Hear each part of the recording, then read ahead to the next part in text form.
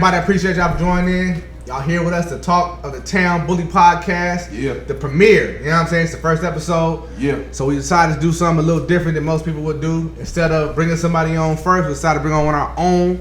Mr. Mike Wynn's going to be our first guest. We'll be interviewing him today. You feel me? Shout out to my boy Flim, Mike Wynn's. What's going on? Hey, it's about to be a good show today. Flim, what you got for us? Oh, my bad, man. Take a little sip real quick. Just appreciate everybody showing up, everybody that's tuning in. We putting this podcast together because we want to help build the community. The bully community has a lot of negative connotations to it. It's a lot of things going wrong in the community. So we want to just go ahead and put everything on the forefront, have some good conversation, and try to push this thing forward. Right. It's been a lot that we've seen over the years, y'all. When it comes to these dogs, and everybody that knows me knows, and these guys, we all share a similar passion for our bully community, our Frenchie community, the bulldogs, so forth and so on. And we just wanted to kind of shed a little bit of light on some of the stuff that we've actually talked about behind closed doors and bring it to the light. I myself, there's a lot of things that I'm not very happy with that I would like to change, and you can't be a part of the change unless you step up and take charge. So that's what we're here to do, to try to help change, along with everybody else that's already started a podcast or just anything that they've done, start throwing shows, books, whatever they've done to try to shed some light on our community. So we're here today. We want to have some fun. We don't want to make this boring for you guys. Definitely want your feedback, so we're reading the comments as we speak, and we whatever y'all suggest, or we're open to suggestions. But we I guess these guys felt it was important to interview me today. Well, I appreciate it, man. I am humbled too. Thank you guys for wanting to do that for me. For sure. I guess these guys have some questions for me, and it's no holds barred. So I'm gonna be perfectly honest with you guys. I'm not gonna hold anything back, man. I'm gonna let y'all take the floor. I know I ain't holding nothing back. Man, we should start off with the stud giveaway though. No. Want to start with the giveaway? No, we're gonna do that last. We want y'all to stay tuned. All right. You give them the stud giveaway, and they out of here. So we do that towards the end, not all the way at the end, but towards the end. Yeah. So, but y'all got the floor, man. All right, I go first. All right, first question: what advice would you give to yourself 10 years ago? Hold on. Before we do that, Mike, introduce yourself. Let them know how long you've been breeding, camp line, all that. So you know who we listen to today. That's a bet. For those who don't know me, my name is Mike Wynn's. I've been breeding. I'm Supreme Team Bully Camp. I've been breeding dogs since I was 13 years old. So it's been a long time. I'm 38 years old now. I fell in love with pit bulls a long time ago, and it evolved into the exotic bully. So definitely a passion for me. This is not a hobby. It's definitely a passion. It's my life, to be honest with you. I take a lot of pride in these dogs. And I'm from Brooklyn, New York, for those who do know me. Shouts out to my people on the private line over here. But I'm from Brooklyn, New York, man, and I'm just here to try to help improve the bully community and shed some light on our bulls, man. That's about it. With that being said, we get into this interview. Like I said, no hold bars. We're not holding nothing back. Everything on the table. Flim, go ahead. Before B interrupted me. For real though. These are the type of questions that I think that is beneficial for the new breeder all the way up to the most experienced breeders, 15, 20 years. We want to get information out that can help anybody. Right. So, going first, what advice would you give yourself 10 years ago? I would never have been a person to breed for pedigree. I would never tell anyone to go and breed for pedigree, because I feel like pedigrees can be misleading. I feel like in order for you to get ahead, you got to breed for what you see. You can't be a person that just you either kennel blind, or you can't do anything outside of a pedigree that you saw somebody else produce a dog off of, because it's not always true. So you telling me if my pet is 8 times Miyagi, and I go back to another Miyagi dog, I'm not getting a Miyagi dog? No. Why not? You won't get a Miyagi dog because you won't go to Miyagi. You gotta do George. All right, let's do it. Okay, so the way that I breed, the way that I was taught by my brother, is he taught me genetics, but breeding was breed for what you see. If now with genetics, if I have 2 white dogs, I can't get a chocolate dog. But I breed for the look of the dog. Mm-hmm. I breed for, if I want color, I try to go to a dog that carries color or that's wearing color. I mean, there's a lot of different reasons why I would put 2 dogs together. You don't know me for being a person that just drops 1 million litters a year. I'm not that guy. I may drop 2 or 3, okay, but those litters mean something. Those litters are for my program, so that I can better my program and create something that's going to be used for the next level. So you have a vision. I have a vision. So how important is having a vision? Very important. If you don't have a vision, you just go in blind. You know, and honestly, you will sell. There's a lot of people that peddle puppies. There's a lot of guys who peddle puppies. There's people that live in our city that peddle puppies. You may know a few of them, but we won't mention names. But I definitely, I'm not a puppy peddler. If I do a breeding, you know, those puppies have a purpose. I don't care if there's 1 puppy, 10 puppies, that breeding was done because it was a purpose. It wasn't, and I will never ever sell a first pick. Ever. So,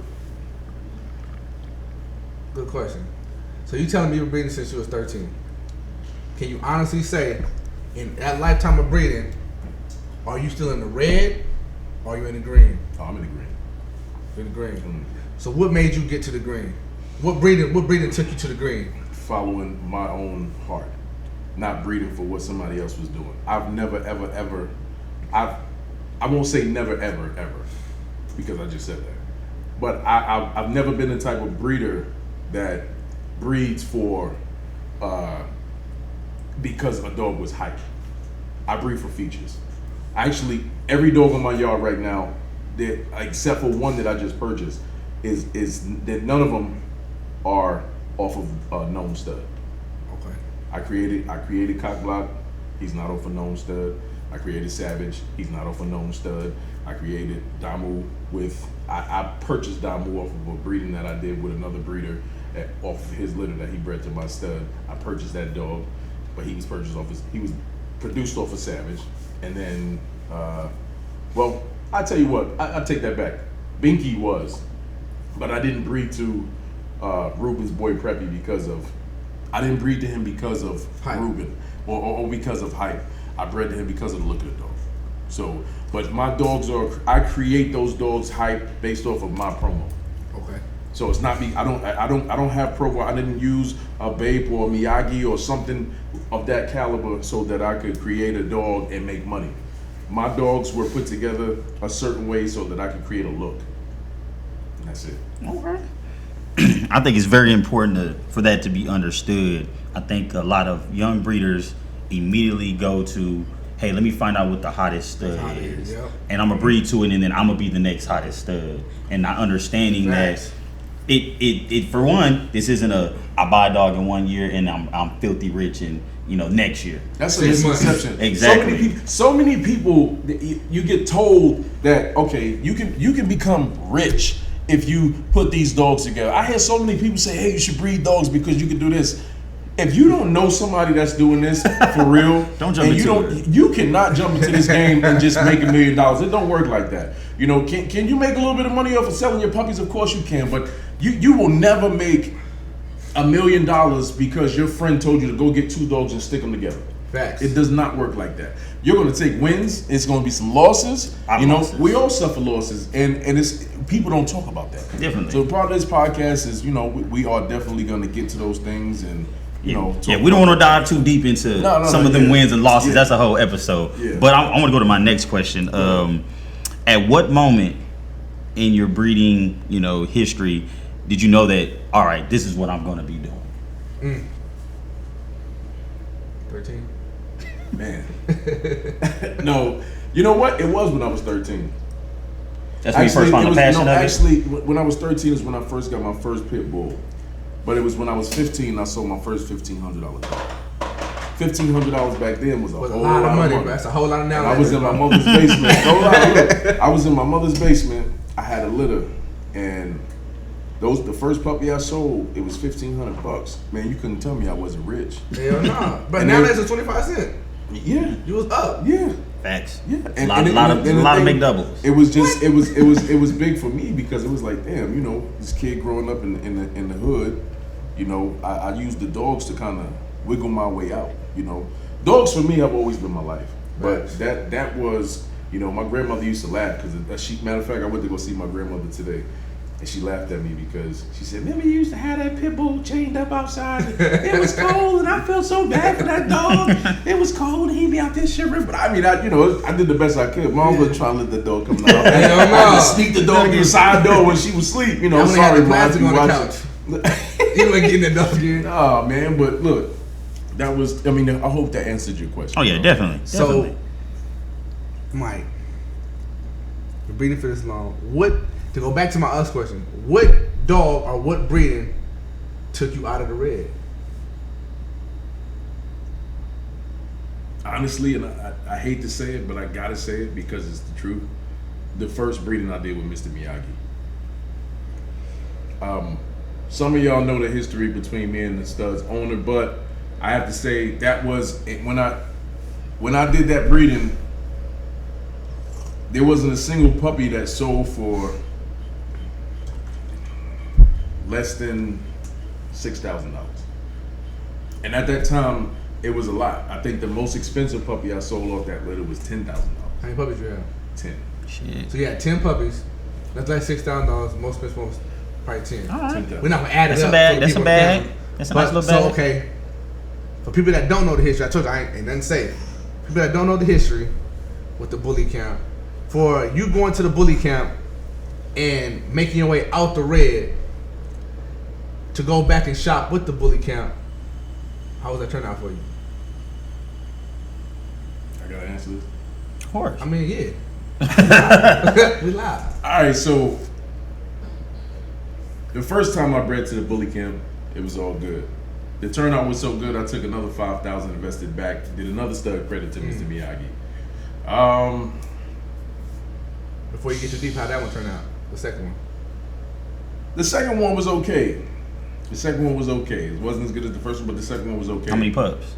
The second one was 6 puppies. Okay. So you made Still had 10, nice leg. 16 puppies on Yeah, bully camp. You 2 made days. some bread, boy. So I made some money. I made some money. Make that necklace. You can have it. I heard that on camera. We Now- recording. The next transaction I did with them didn't go so good. I think some people might remember. It was about I bought a dog from a bully camp member. It wasn't actually George, but me and George had already had some words, and then I bought a dog from a bully camp member, and it was Sean Rivera. Okay. Chon, whatever he calls it, CHON, Sean Rivera. It was him, and he sold me a dog that it ended up having some health issues. So I was actually on a cruise, and when I came back from the cruise, my guy Enrique, shouts out to Enrique, he had delivered the dog to my house to my homeboy, who wasn't really a dog person, so he didn't know what to look for. He just held the dog for me until I got back. It was December, and I remember it. The dog couldn't bark, couldn't barely breathe. They sold it to me on a Photoshop picture. I bought a dog based off a Photoshop picture, and it was not worth the money that I spent on the dog. So I called the guy, tried to make it right. He said he would. I was actually in my mother's bakery when this happened. I miss the bakery. Me too. She was cheesecake. Man, what? But I was actually in the bakery, and I called Sean on the phone. I had my mother sitting there, my brother sitting there. And something said, record this conversation, because I had talked to him about 3 or 4 times, and he said he was gonna give me the money back or replace the dog, and it had been 2 months. And so that never happened. And I told him, I said, listen, I'm gonna go ahead and I just want you to send me back the bread. He started going in, I didn't pay my rent or my mortgage, my kids need shoes and all this shit. And I'm telling him, I said, listen, man, I spent a lot of money on that dog. The dog can't breathe. The dog died 2 months after I had it. We had to put a trach in. Trach went in, and maybe about a week after that, she died. Yeah. So, shouts out to Sassy. She's in puppy heaven right now. But, the issue never got resolved. They never did ever send me the paperwork before she even passed away for the dog. Yeah. I tried to get them to make it right. They wouldn't, so I ended up having to go live on them. You know, as big as a platform that the Bully Camp had 4 years ago, whenever this happened, they never tried to make it right. The dog died 2 months later, and knowing how big, you know, George is one of the, you know, I guess you would consider him maybe an OG in the game. He's been around for a little bit. He made a big impact on the bully community, but the situation was never rectified. So I ended up losing out. I never got my money's worth out of that dog. I was never able to breed the dog. She didn't even live 2 months after I got the dog. And, you know, I had to look back and I tried to fix it and make it right with them, but it just never was right. But, you know, I look back on the situation now. I want to be in a position that I'm in now to be able to educate people and not make the same mistakes that I made. And I appreciate the questions, too, about these situations, because I don't want somebody else to go through that. You know, there's a lot of breeders that might have their last $5,000, $10,000 and they go buy a dog and they're thinking they're investing everything they got into a dog, and the dog dies. They can't get their money back. You know, stuff happens. I don't want people to think that you can just jump in this, and if you don't have money to play with this, you can't do this. Facts. But I hope that answered your question, man. When I went back to do business with them again, it didn't go well. I will never do business with them again. I learned my lesson, and that was that. Good. Okay, I understand. All right. Well, that's deep. Hit it right there. You spoke on Photoshop pictures. Me being a photographer, videographer. Shout out Let's Work Visuals. Hit me up. He's working. Promo. June, what's up, baby? I can tell that me just being in the game, I've been asked about, do I Photoshop dogs? I don't Photoshop dogs. I will make your dog look like your dog because that has my name behind it. So with that being said, how important is it to put your eyes on a dog before you purchase a dog? That's a good one. Damn sure good one. Very important. Before you purchase a dog, very important. I would say it's important because Photoshop is so strong right now. They're even finding ways to make the video look like the dog is shorter in the video. Yeah, you can stretch the film. It's so crazy. You really, the business is bad. You see, across this shit, you get according to a dog, get a dog from somewhere, you know. What the fuck you reading? I'm gonna say this. So, as far as the clientele goes, my clientele has grown drastically over the last 2 years, and it's because of good business. I don't know if, you know, a lot of you guys, especially I'm talking to you guys, a lot of the bully community know that when they come and they pull up and they want to breed to one of my studs, there is no holds barred. You see the dogs, you hold the leash, we take care of business. I show you the semen before we insert it in the female. Everything is done live. There's no, you will never show up to my house and I'm giving you a box of juice because I had to go and do my laundry. You will never hear an excuse. These guys are, you know, it's sad. I even heard a story where somebody pulled up to and this is one of my homeboys. He was sudden to a main stud. I'm gonna tell you. Let me say this before we gonna get into the good business. This is your interview part. No, I'm gonna tell you. This is honest to God true. The smaller breeders do so much better business than big breeders. Facts, as always. And I'm gonna say that because they actually put their heart into this. Those big breeders, once they get your money, it's over.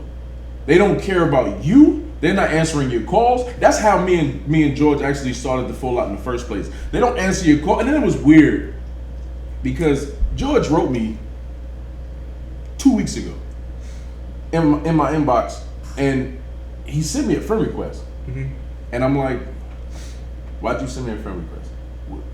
I'm thinking off the bat, he either gonna do what he did to KC.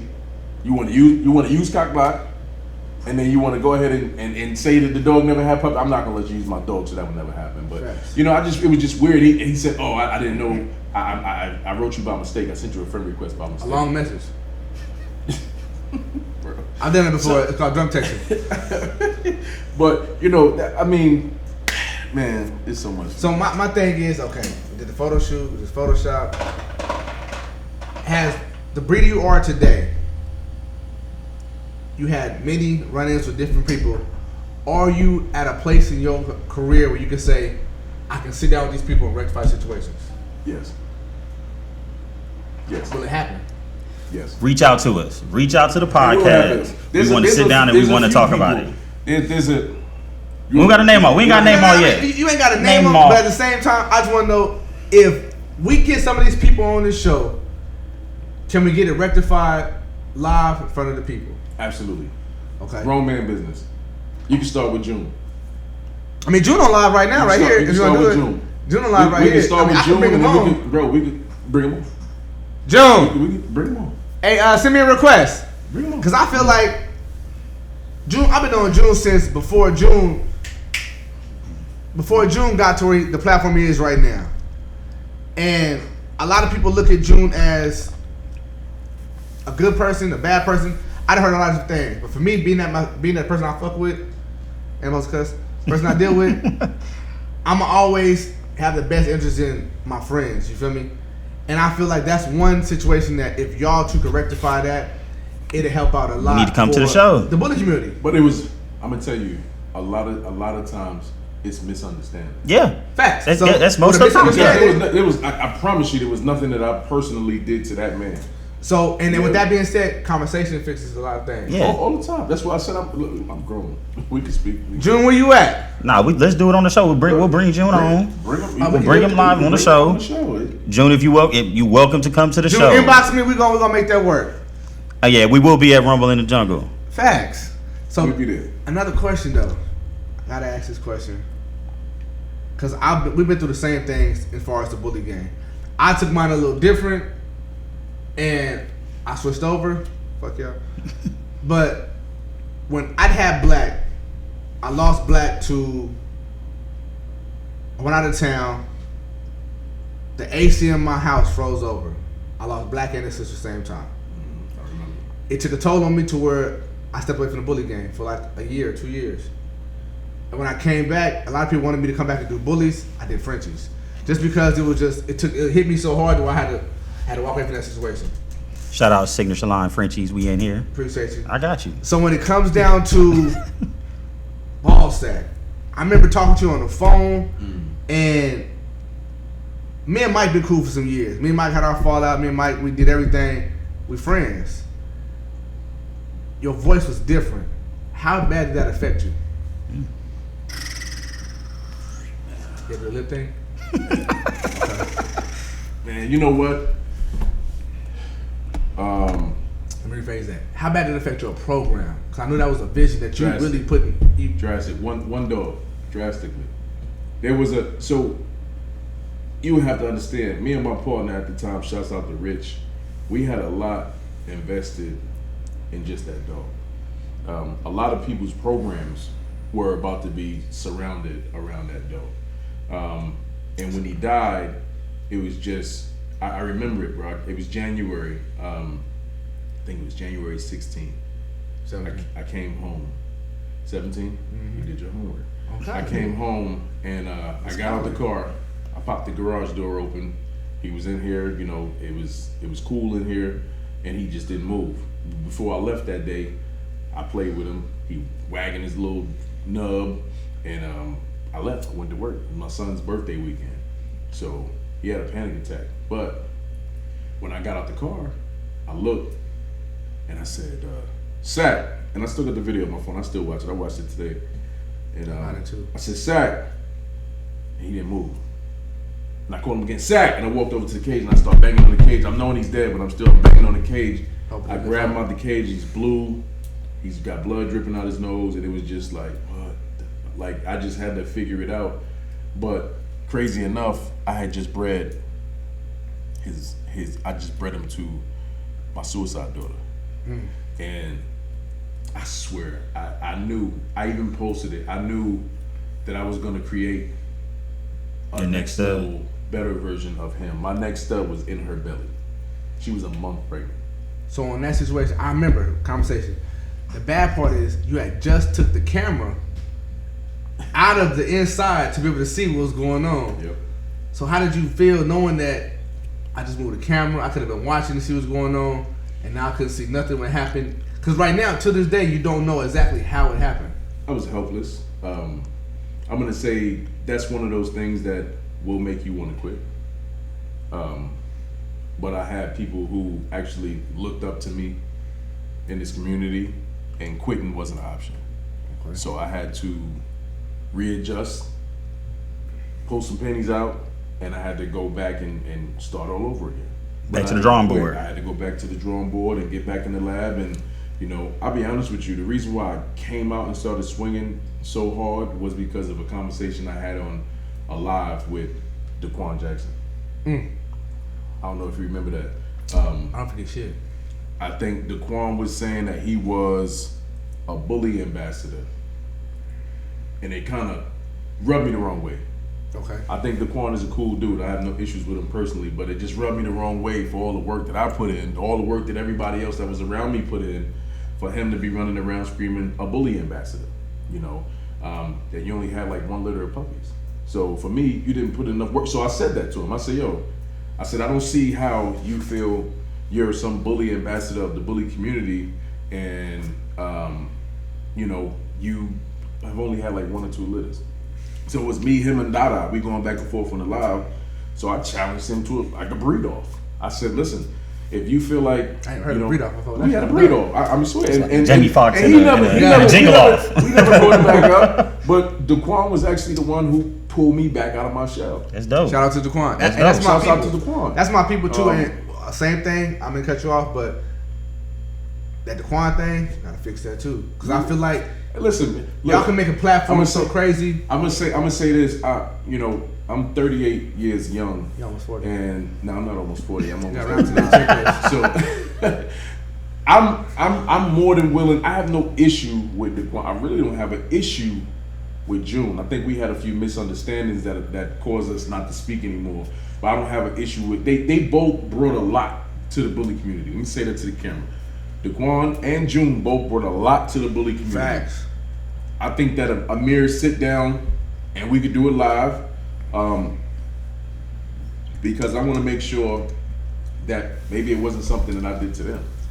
I'm not, you know, I don't want to be the victim. I don't want nobody to feel like that. But maybe I did something to those guys. You know what I mean? So Yeah. a simple conversation. I'm more fix than that. happy to do it, and we can do it live. I don't want the show to be about this is real. Like I want to be as real Open as as we possible. can. None of this phony shit. I want to do everything live and you know, nothing scripted. I just want to keep it 100. So, you know, Daquan, if you want to sit down, big dog, you know what I mean, and you want to talk, I'm open to it. June, anybody. We can, you know, I want this to be. That's big though. We in the bully community, there's so many people that want to go to a dog show, And fight. punch somebody in the face, fight. It's tearing the shows apart. I don't even want to go. To be honest with you, I don't even want to go because it's so many people that wait for an opportunity, you know, and the shows are real big for the community, but they wait for an opportunity to catch you slipping so they can record you getting beat up on camera. Yeah. That happened to me. We doing something other than fighting. God. We're not gonna play that game. got But that back you know, up, it we doesn't safe. have to be like that. Now everybody flipping tables at dog shows and you know all of this stuff, and that's not good, bro. So definitely want to be a part of fixing it. Facts. Yeah, for sure. So I appreciate that. I think that we're probably gonna have to do a part 2, maybe part 3 of just because it's so much history in behind it. But we are going to move on to the next section because it's been already briefed. But we want to talk about good business and bad business. Yes. Let's do So it. that's what we're gonna go do. Let's do it. Oh, hey, why You you had to why take you a back brief there, man? intermission Yeah, and make a drink. yeah. But okay, so let's do it. I think, all right, so one thing that you mentioned previously was about mentorship. My bad, y'all. I jumped in the game with EBs, but I had mentors that even helped me, talk about everything I need to know before I purchased my first dog. Okay. I knew about progesterones, I knew about AIs, I knew, what to look for. I did my own research, and I feel like that's one thing that people need to understand. You can't go by everybody's word. Right. You will get got in this game if you just gonna listen. Hustlers. You got to listen, but you got to do your own research. You do. I did all my own research. I talked to people. I have no problem coming up to anybody at a dog show and asking you a question about your dog, about the game. Either you're gonna tell me what I want to know, or you're gonna tell me it's none of my business. Either way, I'm gonna move on from it. But I think a lot of people are scared, and with that being said, they end up getting caught in some bad business. And we're not talking about losing a couple of $100. We talking about losing bands. I'm gonna tell you what I hate. I hate people that do that to me. I hate those people that come up to me and ask me a bunch of questions and then go read to somebody else that didn't know. Don't come to me and ask me a million questions because you want to know. That question, you got people that come up and, hey, can you stud? If you breed to the dog, and they ask you a million questions about your stud, and then they go breed to somebody else's dog. Shop with me. If you want to do some bit, that's why I said I'm gonna start charging $49.99 for a half hour consultation. I see my post. I ain't playing. Look, and I get that, but it has to be at some point. It has to be all right. My phone. I ain't know my phone's on like that. Auntie, it is gonna be weekly. We want a weekly podcast. We definitely want. I think younger breeders want to be able to reach out, Miami and I Dolphins. think it's just figure out what type of questions are okay to ask somebody as a mentor. If I want to ask you, hey, this is my vision. I want to, I'm trying to create this specific color or this specific build, and these are the dogs that I'm looking at. That's more like, if you've done your research, then you go take it to somebody. Right. But I feel like a lot of people are just like, hey, so tell me your recipe, instead of having that vision ahead of time. So what if I want to give you my recipe? If you don't, and that's more than fine, I'll be like, hey, I appreciate your time. Exactly. And I'm gonna go around. That's fine. That's your right. You can learn. Yeah, that's your right. This is a competition. Definitely. I don't want my look. So you know how many people? Not a competition. This is a competition. So you gotta look at it. A competition is we all line up at the starting line. We trying to get to the finish line. You have your own vision. Right. You're gonna take a detour in your race. Trying to jump somebody else's lane. Trying to fix something that you. I see what you're saying. It's not a competition. To me, it's not a competition. It's a friendly competition, but it's a competition. To my knowledge, I've been doing dogs for a long time too. This is a self-gaining experience. You have to sit in yourself and say, you know what? I'm gonna breed for me. Strongly disagree. But if you was in a competition, why you use bait? I liked the bait. Why you use them? Because I went a different route at the time. So it's not a competition because you turned around. No, I found something that I thought would have given me better results. So that means you're looking for the next thing. As you're going forward, everybody's going to bait going forward. You detour to go to something else. Mm-hmm. So that means you're behind in the race. If it's a race, no. There's no such thing as being behind. You're it is. No. Well, let me say. Let me say the this. productions out here. You can create some fire shit without having to go to a big name dog. Facts. I easily believe. I've seen some bait kids that didn't turn out all that, and I've seen some bait kids that were fire. No dog is gonna just produce a hitter every single litter they drop. Agreed. Bait was consistent. That's why we say consistency. We need to hashtag that. Hey, listen, if y'all new to breeding, understand. You can spend all the money you want to spend. If you go to a big name stud and spend $5,000 and you got your pit bull from man down the street, you are not going to produce the next hitter. It doesn't work like that. Facts. It's a lot of stuff that goes into building these dogs. Oh, we got to give something away, y'all. We got to give something away. Let's give something I got your wallet. Let's do a question. Hold on. All right, so. Oh, it's already posted. Oh, go to the Instagram page for the podcast, Talk of the Town Bully Podcast. Look at the story. It's a question of first person to reply with the correct answer to the story. $50. $50. $50 cash out. Turn my live. Go to the. You got to give them the Instagram. Talk of the Town Bully Podcast IG. It's a question posted in the story. Talk of the Town Bully Podcast. The first person to answer the question was on DM it. Yeah. Reply to the story. First person gets $50. We can cash up it to you after the show. We're going to screenshot it to make sure we got the first person. Answer the question. Screenshot it to us. We got you.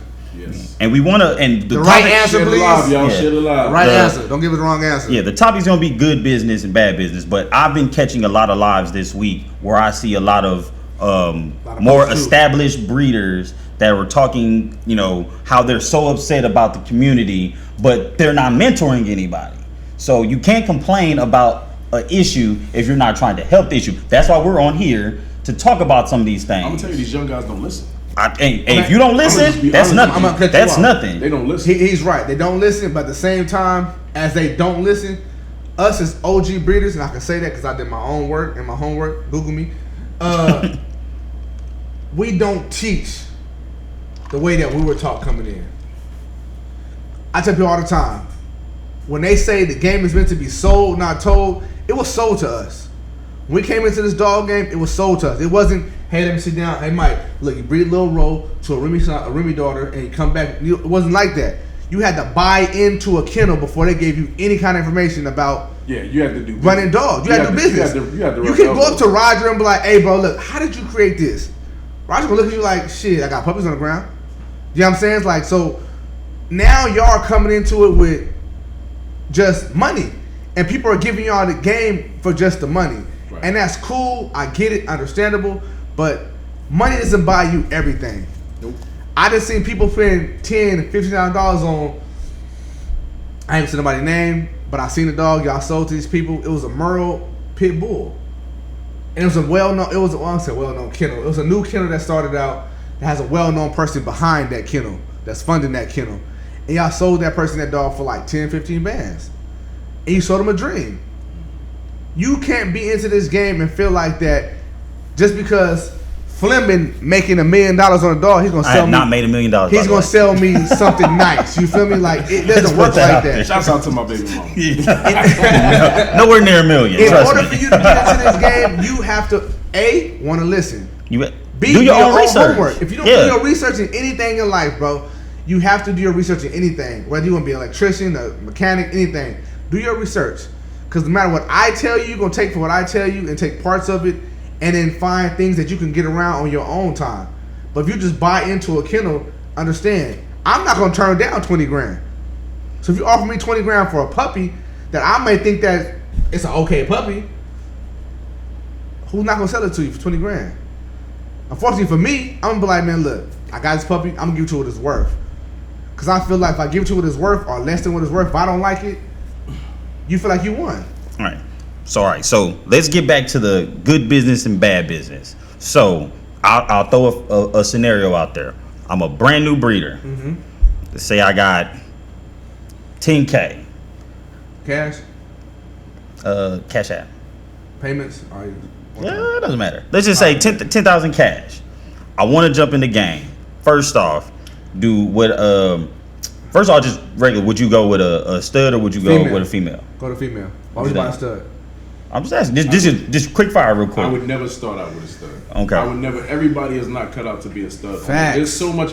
Y'all think that being a stud owner is easy, but let me tell you, it's not. It's one of the hardest things in the world. Some of us just make it look easy. Man, you know, you can't. A lot of people, first of all, in some of these cities, these vets don't even ship semen. So if you got somebody in Florida, or you in Jersey, and you want to go ahead and ship semen to somebody, how are you going to do it? You're going to, you can learn how to do it, but it's not as easy as people think it is. So, promoting the stud, getting pictures of a stud without a good photographer. There's a lot of things that shout out to my photographers.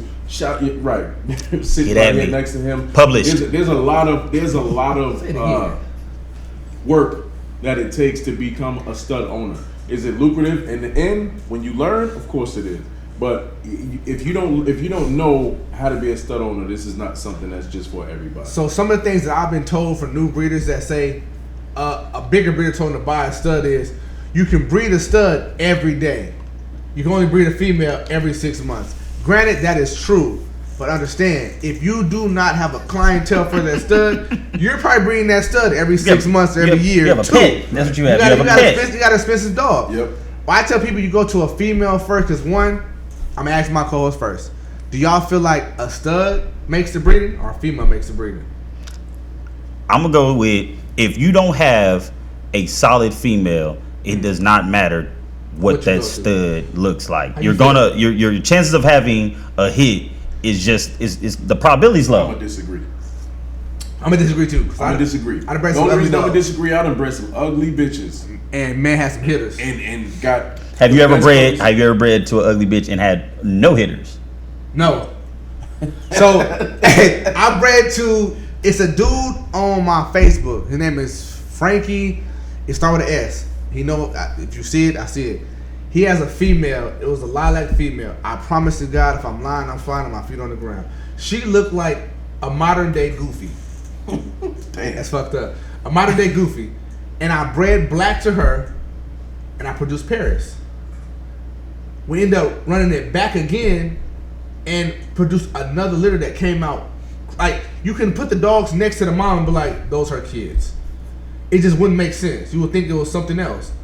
But she really outproduced herself. I've never bred to an ugly dog and got a bunch of ugly puppies. So would you understand just because yeah? So would you say though that if you're jumping into the game, you spend more money on the stud versus buying the female? No. If you're smart, because you're saying if the female ugly, a lot of ugly females, they not going for high price. You getting them for the low. But see, so that's what I'm saying. So if I'm a new breeder, should I go try to find me a solid female up front, or should I go with, hey, just let me find a female and then go get me somebody to help me become that hit for that first litter? So that's a gray area, because depending on who taught you the dog game. Thanks, Rich. You're going to follow about who taught you. If I taught you the dog game and I told you, hey, if you don't go buy a $10,000 female, you're not worth it in the game. So you're going to follow what I tell you. But most people that have ugly females that can produce, that's why you see a lot of ugly females with high price tags. So you see an ugly female for $8,500, you be like, why you $8,500 for that motherfucker? But not realizing that her last two litters was $10,000 dogs. You said last 3 litters. That brings me to another question. If you have a female, how many litters do you have with that bitch before you decide to either move her or move her out of your program? And if you do decide to move her, why did you move her? Honest to God truth, it's going to either be once or twice. I'm never going to breed a female 3 times for one. I rarely breed a female twice. If I breed a female once and I sell it, it's because I already got what I needed out of her. For your next part of your vision. It sounds horrible, but I feel like if I got what I got out of her, somebody has another vision that might need my vision to create their vision. Why won't you breed her 3 times? So if anybody that's been doing dogs long enough knows that if you can breed a female and get a hitter this time and breed her again and get nothing. I bred a dog where I bred her to one of my studs, got chocolate puppies. You talking about to the same stud twice or just period? Period. I bred her, I got chocolate puppies. I bred her again, got all black puppies. I seen somebody take her, I sold her, they took her to a lilac dog, and they got all black puppies. But I bred her to a black dog the first time and got chocolate puppies. So you're never guaranteed the same look off a female. So I feel like when I get my look that I'm looking for, whether I got the color I was looking for or the structure I was looking for, I got something along the lines of what I've needed. For me, it goes to what's my vision. If I produce this female, I produced her to look a certain way. So more than likely, I'm getting at least 2 out of her. If the first breeding is a hit, I'm for sure breeding her again. Now you selling these Facts, females. Exotic. Do you ever have a female that you breed? She did so good for you that you just keep her? Yeah, I got one. Yeah. She never going nowhere. And I ain't gonna say never, but it's gonna be a crazy price tag for somebody who want to come pick her up. I'm gonna tell you the truth. I did it, and sometimes it don't turn out the way you turn out. So I did Black's mom. I bred Black's mom to bait. The turnout was crazy. I had 4 puppies. I kept 2, and I'm gonna just say I made a lot of money off the last 2. In my mind, I was like, you know what? I did good. I'm gonna keep her. I had offers for black moms in the high 5 digits. Me, I was like, you know what? I'm gonna run her again. I'm gonna take her back to black. That's what I'm gonna do. Run her back to black. I should get some crazy puppies. And I declined all the offers. All of them. The 10s, the 20s, declined it. Ended up taking her back to black. I ran her again and did not get what I thought I was gonna get. Honest to God, too. End up selling her for like $4K. So tell me, when it comes to, let's just say, getting us locking in a stud, what does that look like as far as good business? What qualities are you looking for in that stud owner, in that stud, the whole That's a shebang? whole episode in itself. But Give me the cliff notes. I need. I feel like a whole episode. I mean, we could. Yeah. I locked in with I'm gonna say a stud name because that's gonna be a nice number too. Fuck that. Say Do stuff. you need? All right, to, so look, I locked in with Bulsachi. I was Bulsachi's first breeding. I still got it in the record. I was Bulsachi's first breeding. I hit Manny up. I was like, yo, my female 3 heat, blase, want to run a Bulsachi. He was all right, cool. I hit Manny up. I tested her today. She's X, Y, and Z numbers. He said, cool, keep me posted, blase, blase. Took her back to the vet, and numbers going up. Hit Manny, yo, she's going up, she almost ready. He said, cool, keep me posted, G. The time I hit her and she was ready, I had no answer, no call back, no text back, nothing. Did you lock in? Yeah. Okay. How did that make you feel? And it hit me to where I was like, you know what? Maybe he, honestly got you, I'm like, maybe he busy.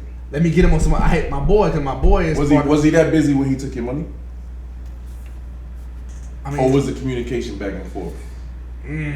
Was it already shaky from jump, or No. was it good up until when I hit him, that lock when I in hit him hit? from before, it was good energy. I ain't gonna lie, it was good energy. Okay. You know what I'm saying? But that was Bosacci's first breeding.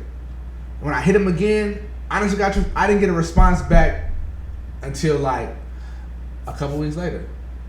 He was like, yo, you should have that semen. And I'm like, nah, like, all right, Yeah. better something else.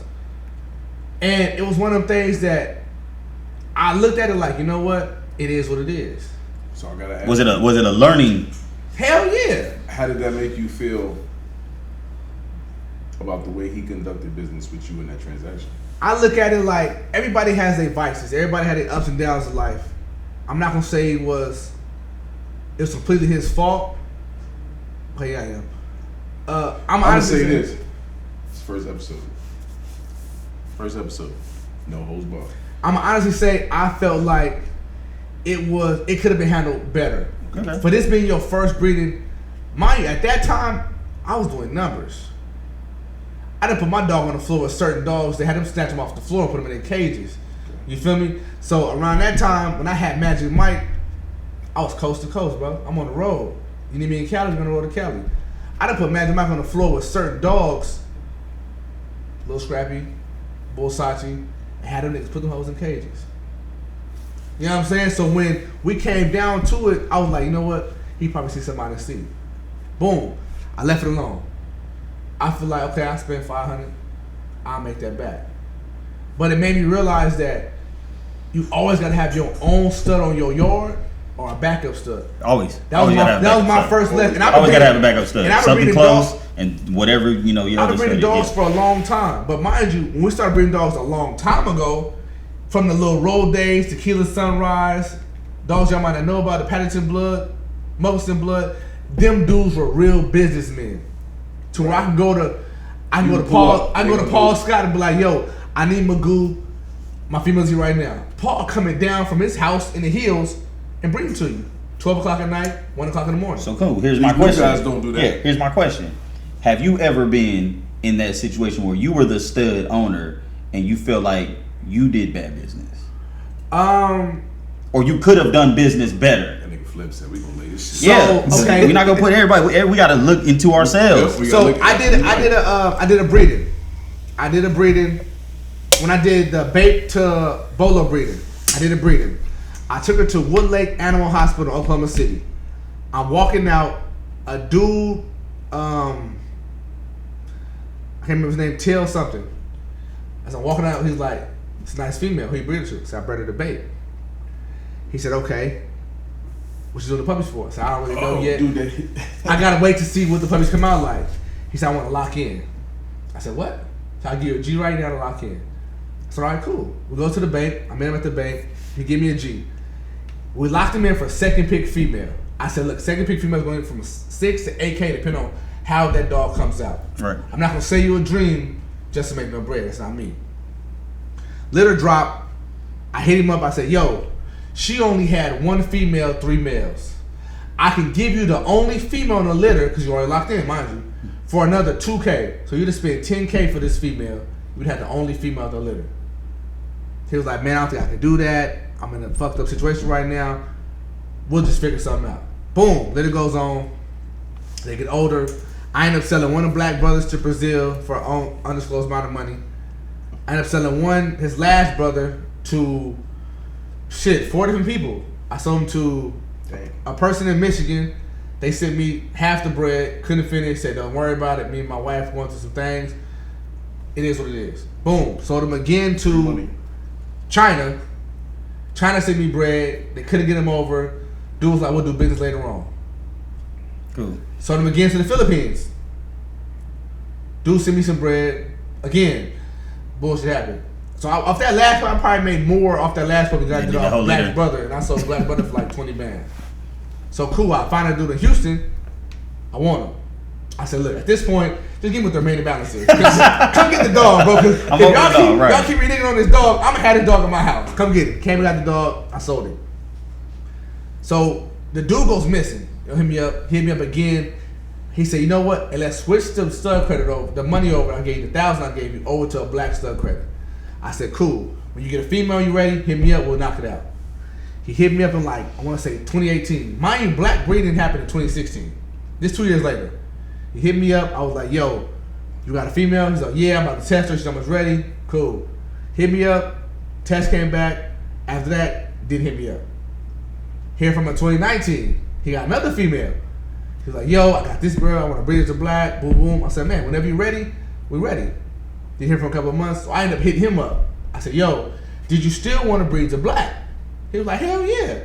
So, okay, cool. Just making sure because I don't want to leave you out there stranded. Dude didn't hit me back. I heard from us then. So I had my homeboy had bought a dog from him. The papers weren't signed. So I seen the name. I'm like, but the name sounds familiar. So I hit dude in the inbox like, yo, my dude bought a dog from you. Blase, blase. Is that your place as a? But my dude was coming into the game. He didn't know how it worked, and I felt like me, you did business.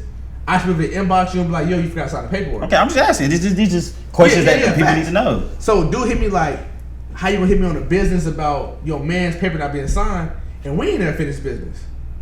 I'm like, yo, bro, you check the messages? I done hit you a couple times about this dog, and you never wrote me back. Did you ever make it square? We got to get to that. So, mind you, this 2022. We started the thing for the podcast. Dude inboxed me, inboxed Mike. Yeah. He was like, yo, your dude on your podcast stole from me. He scammed me out of $1,000. He did. Mind you, I got the message. If y'all want to see them, I'll upload them for y'all. I said, bro, how you tell somebody I scammed out of $1,000?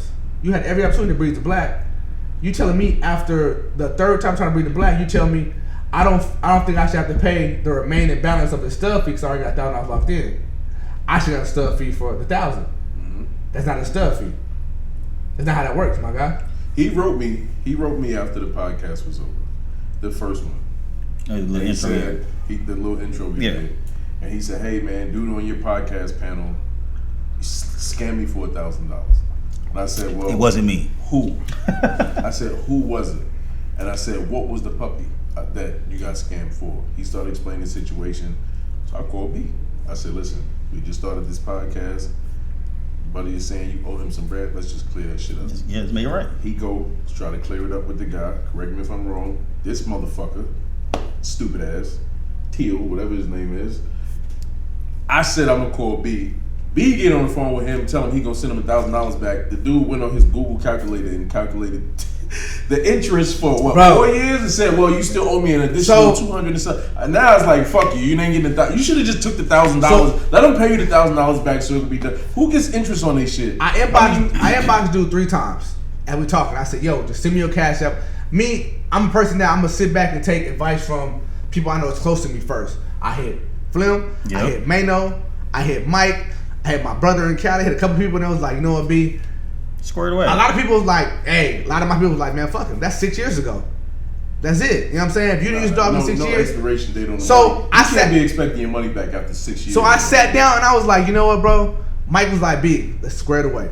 I said, cool, I squared it away. I hit him up and said, yo, bro, send me your cash app.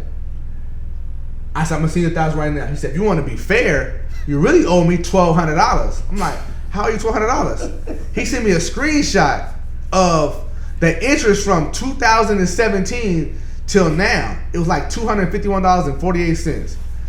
I honestly said, bro, you dead now. Because if I'm about to send you $1,000, why would you want to reach out for other 200 more? If you feel like I did you wrong and I'm trying to give you what you feel like you were owed, but you don't get no interest behind that shit. So what happens to his money? So is there an expiration date? I'm saying this on live. That shit dead, bro. Okay. It's canceled. Because when I try to give you and I try to rectify the situation, even though I didn't do you wrong, I offer you the only female in the litter. So now what we on this panel and we are preaching doing good business. at the end of the day, if so many people let emotion get in the way of business. Yeah. So at the end of the day, that man still deserves $1,000 worth of something. Now, whether you give him back his money, whether you give him a stud credit, even if you got a stud credit that's to maybe your Frenchie, that's his stud fee is of course more than $1,000. I would say just make that shit right. My thing is, I don't mind sitting down with anybody and feel like I owe you something. You got the feel like you owe me $1 million. I owe you something, but don't call me back 6 years later when you could have used the dog. I understand that it ain't ideal. It's not an ideal situation. Black died at 4 years old, 4.5 years old. You had 4.5 years to use that dog. You chose to wait 6 years, 2.5 years after he died, to say you owe me something. Where were you at in 2020, 2019? But regardless, if we're gonna talk about good business, you gotta do good business, bro. But I understand what you're saying. You made an attempt. So we can bring him on the show. We should. I made an attempt. I can't do good business with you if you feel like I owe you more than what I owe you. I'm not gonna ever get nobody inbox. Okay, me and another breeder down here. Me and Vic, I did a breeding with Game Time. My female didn't take. Me and Vic, I ain't say we fell out, but we kind of just parted our ways. I hit Vic. I was like, you know what? Hey, we did this with Game Time. Blah blah. Use it one time. I'm missing the tape. How can we work this work? Vic was like, you know what? I give you half your sub credit back. I put on, got the half sub credit. We went our separate ways. I can't say he did me wrong. Yeah, if you agree Like, to it, as soon as you agree to it, it's no longer an issue. So let me ask you, I locked in vape, right? Uh-huh. I sent Lewis $1,000 back when vape was $4,500. Am I entitled to? This was 4 or 5 years ago. Am I entitled to the $1,000 back if vape died? No. In my opinion, no. So I wouldn't even be as a as a stud owner. I wouldn't even look for the money back. I didn't use that dog in all that time. I gave him $1,000. And that's why I say when it come down to old dude, bro, you had from the time that Black was 9 weeks old, when I locked in 26 stud credits, to the time that Black died at 4.5 years old, to use Black. You chose to, whatever you had going on in your life, that's your life. I can't judge what you had going on in your life. You had opportunities 3-4 times. Matter of fact, in 2018, 2019, to use Black. You chose to use Black. Then you felt like I was doing you wrong by charging you the remaining balance of the stuff fee plus the shipping. You feel like you didn't have to pay that. You feel like the $1,000 was supposed to get you out the door. It don't work like that. Okay.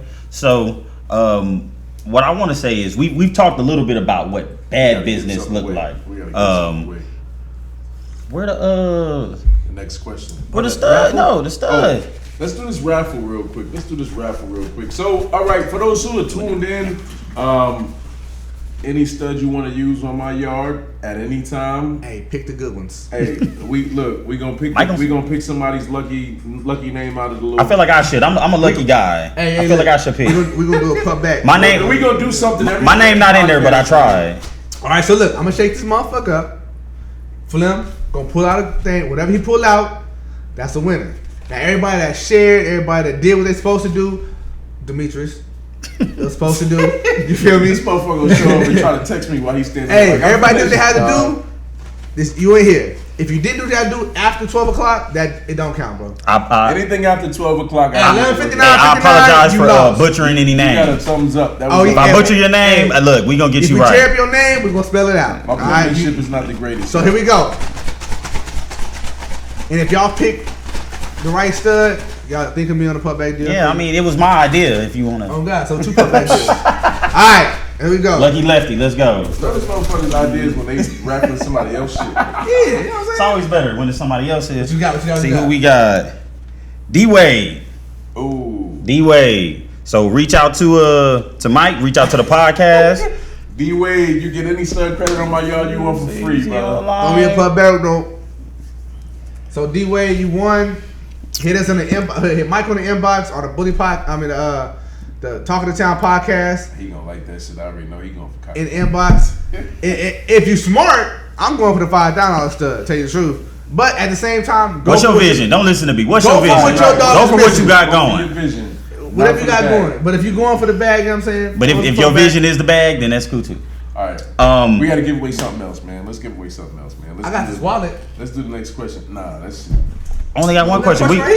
Tomorrow, we'll post another question tomorrow. It'll be another $50 Cash App. That's not We're gonna post tomorrow. So that means everybody gets a chance to go to Talk of the Town Bully Podcast on Instagram. Go like it, go follow it, and then we gonna check B question before he asks it. I'm gonna be the one to post it, but we're gonna post it. No. Damn. Once we post it, the first person to reply, another $50 Cash App. We trying to make sure people got good dog food. Don't feed your dog the Beneful. We got some good dog food out there. Shout out to Beneful if you want to sponsor us on this podcast. What's it to the pets? Shit, it can be value pack. I don't care who. But we spoke a lot about some bad business things that's happened. I want everybody to give some good business that they've done with somebody and why that looked like what good business is supposed to be. Good business is done by me every transaction. I know some of you guys have seen the way that I've been doing it. I will bring you to my home. You welcome to sit and watch one of the mini TVs in the little, dog room while we do this breeding live. I don't hide my dog from people. I let you come and check the dogs out in person before you lock in. After, if you want to do it over the phone, I'll ship the semen out to you, no problem at all. But everything is done live. So who have you done good business with that you reached out to? Let's say you was a stud or you a female, or maybe it was a co-own, something that was just like that person did something outside the norm that just made it the whole experience that much better. I'm gonna tell you, one of the only people that have really done it A1 with me was Beto. Beto that owns Suicide. Damn, you don't know us? No. Hey, Beto's my guy though. Nah, go ahead. We want to hear the quick story. Beto that owns Suicide. When I did the breeding with him, I sent him a stud feed. He collected the dog while I was on FaceTime with him. Showed me the whole dog, not like that shit they did the other day with Bosachi. He showed me the whole dog. I seen it. Nah, he showed the leg and the damn side of some dog's face. That's not how you do good business. He showed me the entire dog. He boxed it up for me, shipped it. I knew it was the semen because the dog looked just like the sire. A lot of people are getting just bulldog sperm. They don't know where it's coming from. You know what I'm saying? Right. So, but Beto definitely did good business. Shout out. In a heartbeat. Shouts out to Beto, Ayala. I would definitely. Man, come to the show. I would definitely do business with Beto again. I'm gonna chime in on that. Beto. But me and Beto did some work back in the day, from the sale to Magic. I don't know if you hanging out with B, you might not do too good business. From the transaction Magic Mike, G Train, me and Beto did some work. I'm talking about Beto brought me a couple of bags every time. Every time it's been A1 business, it's been, man, I'm talking about solid. Beto's solid dude, bro. And shouts out to my wife that just chimed in on the podcast. When he do pictures, when he do photos, when he do sales, Beto giving you the dog for what it is. Facts. Beto has never told me, "Hey, B, give me 5 minutes and then send me a Photoshop picture." Facts. And a lot of people they hate, but honestly, he got one of the most consistent yards in the game. Awesome. Hazard blood, bro. Hands down. And I gotta say, even though I ain't gonna say me and Manny on bad terms, because I still respect his yard. I still respect him as a person. You gotta respect. Let me tell you something. There's nothing you can. When it comes to the way that they do business, the way that he's been doing business lately, Bosachi was at every show. I saw Bosachi when we went to Austin. Yeah, I saw when we had to go press George. I'm gonna say it like this.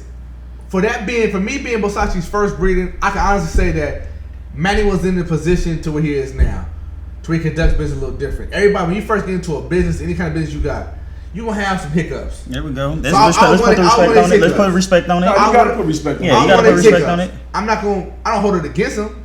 I mean, it's life. You feel me? But Manny has a solid yard. When it came out to Hazard, they did some work with Hazard. I know motherfuckers right now that's still waiting for Hazard blood to just come back around, and he's sitting on it. But you gotta do good business, bro. See, even I had an issue, and I was breeding the Bosachi some years ago. Sent him 3,500. We were doing the breeding. Semen got stuck in Tennessee. I never got the box, bro. Never got the semen. Never did my breeding. I asked him. Amazing came out. This was maybe, I don't know, 8 months to a year later, something like that. Yeah. I asked him. I said, "Hey, bro, I never got my semen. Can I go ahead and switch my breeding to Amazing?" He told me no. You gotta lock him in. Now I never got nothing, but what he did do was he sent me back $2,500 because it was the same day the semen got stuck. He shot me $2,500 back. I went to solo from D1 Kennels and I did my breeding. Okay. You know what? I respect breeders like that. Me and I did a breeding with my bulldog. I ain't finished. Oh, go ahead. Yeah. So, let y'all get y'all off. I got two good ones. But what happened when I asked him if I could switch, he told me no.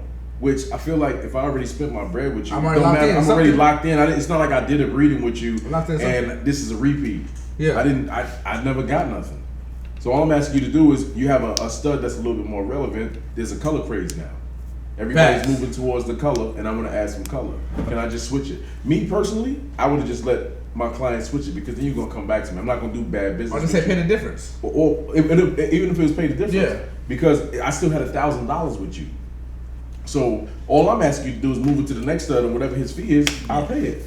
Facts. He wouldn't do it for me. So I never shopped with him again. And that's a part of doing good business because now I feel like I didn't get my just due, so I won't ever come back to you. I ain't gonna lie to you.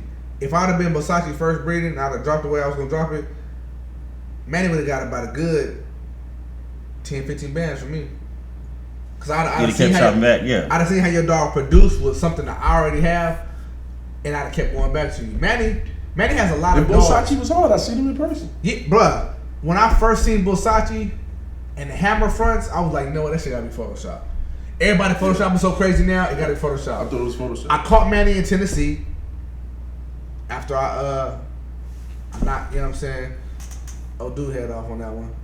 I caught Manny in Tennessee, caught him in Austin, I caught him in Cali, and I'm like, damn, he really built like that.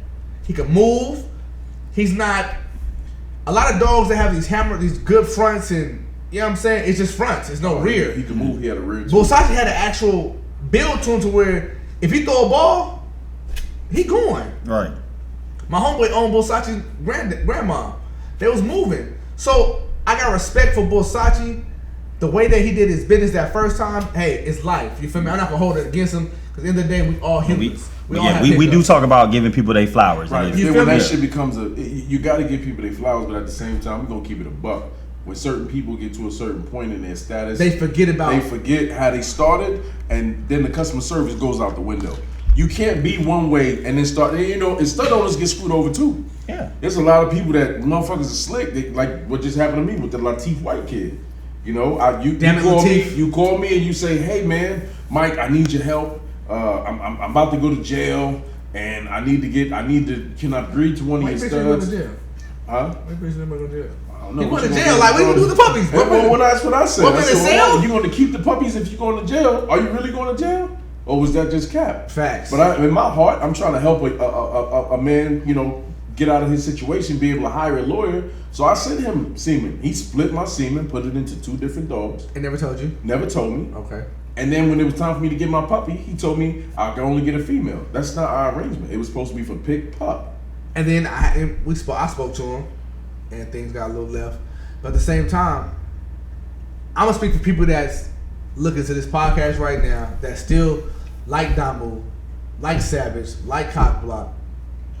Are you gonna let one person's hiccup? Okay, so I want to say one person's hiccup affect the rest of people that's willing to do good business with you? Puppback deals? No, if it's local and I can pull up. Oh. See, that was in Philly. Okay. Right, now hold on, let me finish though, because you gotta think. Local, I'm gonna want to say it. It's not too many local dogs here that are at that caliber of. No. Finish your question. So I'm saying I know people in Carolina, South Carolina, Alabama, Jersey, New York that are willing, that been hitting me up before we did this podcast. Hey, you think Michael willing to do a putback deal? And I tell him, after that first situation, you probably out of there, guy. No, but I won't do it again because there's nothing in it for me if I don't get. Because here's what happens a lot of times when you do that. There's only one puppy. One puppy. You're not gonna pay me the step fee. I did a breeding with a girl in Waco. Oh. I put you on the spot. So I did a breeding with a girl in Waco. Shit. We bred the ball sack. There was 7 puppies. How many you get? Merles, chocolate tries. I had pig puppy. Merles, chocolate tries. How many you get? I had pig puppy. How many did you get? I was supposed to get pig puppy. I bred that same female. And I got nothing. You did too? She said that all of the puppies died. Again? Yeah. All the puppies died, and I only saw a picture of 2 dead puppies. Me too. Then she told me my phone broke. I didn't get that message though. My phone broke. I can't send you the other pictures. So you never paid me the stud fee. Facts. You killed the puppies. I didn't. Facts. You were whelping the puppies. They died on you. What happens to the stud owner? Am I not entitled to something? Okay. I did my job. You're right. I feel like though, and I'm gonna say this openly for everybody else. I'm gonna just put it out there. I feel like I've had my heart broken as a kid. Did that stop me from loving somebody else? Man, this is business. Okay. Oh, right. Let's take the love. Okay. out of this. Okay. Right. How many times you been married? Once. Okay. How many times you had girlfriends? Once. You had one girlfriend, fool. You know what I'm saying? But a girl broke your heart before, but you're married now. I think what he's saying. So I think what he's saying is, I get where you're at right now. I wouldn't say you'll never do it again. Say right now, I'm not in that space. You're in that space right now. I will never do a stud deal with a person that I don't know personally. There we go. That's fair. Okay, what That's about somebody I know personally? No. Nah, because because if something go wrong, then B gonna pay you up. Then B on the hook. If I do a contract and you say you're gonna pay me if they fuck up, yeah, it's a done deal. But okay. I will never do, and that's why contracts are important too. But I will. We gonna have a whole episode on contracts. Shout out to my because I get contracts. Contracts. My word is bond. Facts. And if I tell you I'm gonna do something, I'm gonna do it. So if I said I'm gonna give you, we didn't go yet. Okay. Shouts out to Perry's for that pork chop they waiting on. And that steak eating for it too. But we if I have somebody and I tell you we're gonna do a breeding together, I'm expecting you to keep your word. Facts. I'm not expecting you to burn me and yourself because I'm gonna share it and I'm gonna let everybody know that you did bad business. It's only gonna affect you in the long run when people see, oh damn, he did bad business with Mike Wins. Why you do that? You just like shooting yourself with a fully loaded pistol. Like, why would you do that? One bullet's good though. You only need one, but you know, and then he went on a live rant.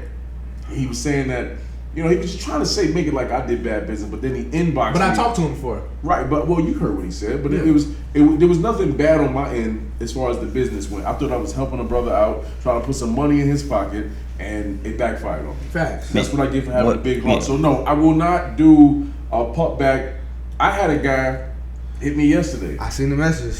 He hit me yesterday. He said, "Hey man, look, I'm gonna sell my whole." Well, he asked me, he said my female is ready to breed. But I got 2 EBs ready to go. He said, EBs right here, TWLV kennels. We got it. He said, I'm ready to do the breeding. I'm gonna do my progesterone test.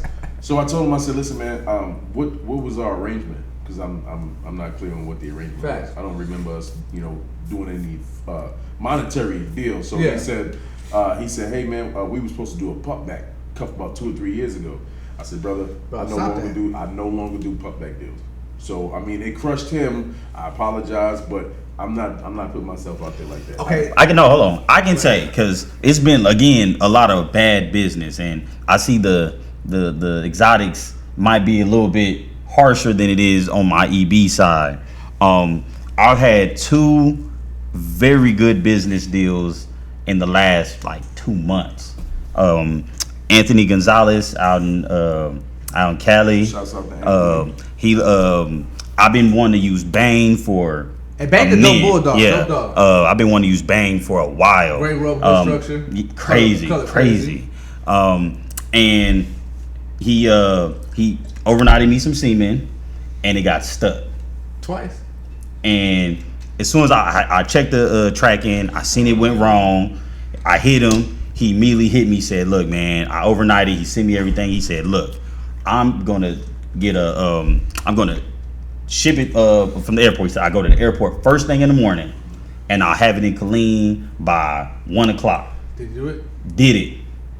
Okay. Didn't charge me anything extra. No nothing. He said, "Good business." And I've talked to him probably for at least a year and a half. Been just planning out a breeding for him. Right. And every time I hit him, he hits me right back. Every time, I give my ideas like, hey, this is this is what I got going on. Just hit me, bro. Just let me know. So big shout outs to Anthony Gonzalez. Done crazy good. And matter of fact, we need to confirm that litter tomorrow. To piggyback off that, I did a stud credit locked into House of Wrinkles to Churro. Yeah, Churro. So We talked about that.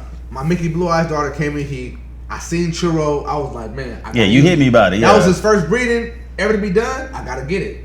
So I sent him the bread, sent him the full stuff feed. Dude sent me the semen from Hawaii. I didn't know Hawaii didn't have a next day shipment. Their next day is literally 3 days. So it's not next day for real. Yeah, because you got to leave So out the I went, island. sent the bread, paid for the next day. The semen gets stuck in Tennessee. I called dude, was like, yo, the semen is stuck. I can't get it. He was like, man, let's figure something out. Cool dude. I end up, couldn't wait. My female was at numbers. I had to breed her. I ended up breeding to Amanda Lee in San Antonio. Shout out to Amanda Lee because she's been working Bro, ass and off. some good Frank combos Tank, too. Marcelo, they've been doing work. After I did the surgical, the semen showed up 20 minutes later. I hit him. I was like, yo, bro, the semen just showed up. I didn't use it. You know what I'm saying? He was like, hey, I can send you back some of your bread, but I gotta keep the lock in. I said, I'll tell you the truth. I'm never gonna use Churro again because this is my last bulldog. Me and bulldogs just don't get along. Yeah. So I'm not gonna do any bulldog breedings. He said, I respect that. Send back my whole lock-in fee. Everything. It's good business. Good business. And still to this day, he didn't unfriend me. He didn't stop following me. And Churro is crazy. I still watch his videos. I still watch his lives. Everything. And it's like certain breeders like that will make you feel like it's still hope in this game. Facts. If you go to any other breeder and be like, yo, bro, the semen got stuck. I didn't get a chance to use it. I had to breed somewhere else. Yeah, I give you something maybe. He gonna be like, man, shit. Let's try it next time. Yeah. If you tell him just like, pay me the shipping for the next time. Yeah. Hey, he should back my shipping too, bro. You know, that was one thing. Like I said, when I bred the bull Sachi that time, he got stuck in Tennessee. He sent me that money. Hey, don't ship your stuff to Tennessee is what it sounds like. And it's the bad part about it. Everything goes to Tennessee. It's the main hub. That's the main hub. You Yeah. can't go around Tennessee. It's going to get stuck. If it's sunny in Texas, it's snowing in Tennessee, you stuck. G. And then I have one more with TJ. He has Capone, Direct California Chrome Son in Austin. I literally did a progesterone test for my female. She was ready next day. Pulled up. I hit him, came straight down, sat in Belton Vet with me a solid 5-6 hours. Solid 5-6 hours out of his day. No problem. Dropped the stud fee and just straight good business. And she drops next week. So I will have some EB puppies next week. Man, so just what I'm saying, like when you do good business, you know what I'm saying, you want to shop with them people again. Bain owner in Cali, he has I want to say his name's Crypto. He got a import from the UK. Crazy, I want to say he's a Lilac Tri. I'll probably shop with him again. He actually just opened up a pet store out there. And whenever we ever pull up out there, we gonna have to pull up over there. But when you do good business, first of all, the word of mouth is gonna help you more than anything. And then two, if you producing like you're supposed to, you just making your business that much better. I don't think people understand how much, if you actually just did good business, those people are gonna talk about you to everybody. That's all it is. If I send back B some bread that he got, something went home, maybe I had to ship him back his whole the whole stud fee. He gonna be like, nah, it's still a hard dog. So, the dude do good business. Now Mike, now Mark, like 4 or 5 other people might want to come to me off of me just sending him back that bread. Let's talk about something that just happened. Talk to me. Yesterday. What'd I do? Well, it was on Facebook yesterday. Oh, Callie Teller. Ooh. Callie Teller a cool dude. He's a funny dude. Callie Teller. I like Callie Teller. Shouts out to Callie, man. If you ain't from the West. Callie Teller made a post, and it was, and we're gonna have to. We got 10. We got 10. We got Quick 10 minutes, y'all. All right, so Callie Teller posted a post about Chelsea. I've been seeing a lot of negative posts about Chelsea on Facebook and Instagram lately, and shouts out to Chelsea. She got a dope dog, but a lot of the posts about the way she's doing business is bad business. I guess there was she was supposed to send a box of semen out. The semen didn't get shipped out, and Callie ended up missing his breeding. Did it get stuck or did she never ship it out? She never sent it out. I think she was traveling. She was going to a dog show or some shit, and she was like, well, I'm gonna wait to the show. I'll do free shipping or something on the next one. And then they got into an argument, and one thing led to another. They disrespected each other on social media, and then she was like, real. "Well, fuck you. I'm not giving you your breeder." Nah, my thing is this: if somebody paid $5 or whatever he paid, Man, you can give me if it's $500. To be do able good to do business. that breeding. Now, what she did do, she said she sent out the semen to him, and she sent the semen out, but then the female didn't take the first time. She said she sent it out again. He said she only sent it out once. The second time when she was supposed to do the semen, she never did ship the semen out. So, I'm gonna say behind, the scenes, y'all should probably just try to go ahead and rectify that. A lot of times our emotions get in the way, and I'm gonna say this to Chelsea. I don't personally know her. I've seen a lot that she's done. I see a lot of she's making money, but it's just beneficial to her. It's not about my client when it comes to her. A lot of the fighting at dog shows and all the stuff, people may approach her with the negative stuff, which ain't cool. You can't really run up on her because clearly she gonna throw them bows. But I definitely think that as a stud owner and as a female, she has it harder than a male in the game to try to keep her name the way Do we it is. have anybody that we can interview a female, like a heavy? Yeah, we need to get some female, breeders on this podcast. But to piggyback on what you said, if you're traveling to a show, no matter what stage you're going through, somebody can put and that. Chelsea, I'm not saying this to throw shots at you. I'm just being real, because I'm gonna tell you a situation I had. So you can Google a vet and get a vet send a semen out. I bred to bait. I almost missed my breeding to bait. Luis hit me and was like, "Yo, my vet is closed. You hit me too late." I'm at the movie theater. I left the movies, going the hallway talking. He was like, "Yo, bro, I sent you the bread. I need that semen." Luis drove an hour and 45 minutes out his way. Solid. To go send me the semen, and I got it the next day. But you got my bread. Shouts out to Interstate Bullies. You got my bread. He knew he had my bread. He said, "No, B, don't worry about it. I'm going to get it done." I appreciate that, Gabe. We see you, though. Luis coming back to me and is like, "Yo, the only vet that's open is an hour and 45 minutes away. I'll be there in an hour and 30. He's probably in one of the Lamborghinis or something he got. You know what I'm saying? He got there pretty fast. He hit me and was like, "B, I got the semen ship. It's on the way." Went back and enjoyed my movie. I feel like if you owe somebody a stud fee, like the dude's supposed to lock in with Ricky tomorrow. I told him, I'll come do the breeding in live. He live in California. I need a vacation. But that's how you're supposed to do business. If I cannot make it in person, I'm gonna send you the semen. Yeah, it's got to get there. Bro, it's gotta get there. Unless extreme. I had a lady, Lydia. I can't remember her last name off the top of my head, but Lydia. Y'all remember the snowstorm last year? Man, I got a story about that too. Go ahead. I didn't get we'll do it real quick. Last year, Texas was shut down. 5 minutes. We got 5 minutes, but Texas was shut down. We couldn't. Everything was shut down for about 7 days, man. We couldn't do shit. You couldn't drive. I did a breeding. San Antonio. There was no FedEx open. San Antonio is 2 hours. 2.5 easy. You did drive that far. Hours. I drove 4.5 fucking hours.